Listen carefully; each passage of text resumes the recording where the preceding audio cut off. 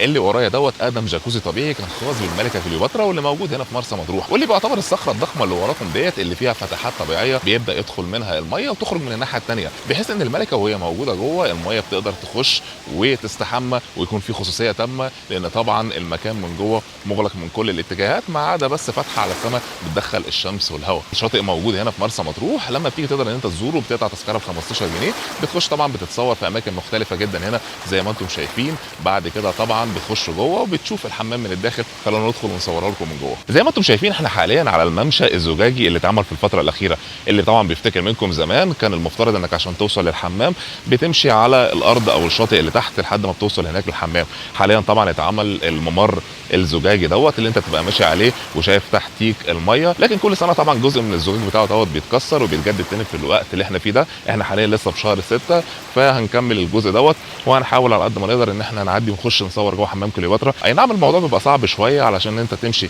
على الحديد بالشكل اللي انتوا هتشوفوه دلوقتي، لكن هنحاول عشان نخش نصور لكم جوه. زي ما انتم شايفين حاليا احنا جوه الحمام اللي كانت الملكه بتستخدمه في المكان اللي احنا واقفين فيه دوت. حاليا الملكه طبعا كانت بتقعد عندها الجدران دي بالكامل من كل الاتجاهات، فما حدش بيقدر ان يشوفها. اما من ناحيه السقف من فوق بتاع الصخره فهو مفتوح، بتحس ان الهواء والشمس يدخلوا، وبتكون قاعده هنا في الداخل بتستمتع بالميه وهي داخله من الفتحه اللي ورايا ديت وبتخرج طبعا من الفتحه الثانيه. خلونا بقى نتحرك على الشاطئ اللي بعده، بمناسبه طبعا ان الفتره الاخيره بدا في اجانب بيجوا هنا مرسى مطروح غير الاول لما كانت مصريين بس.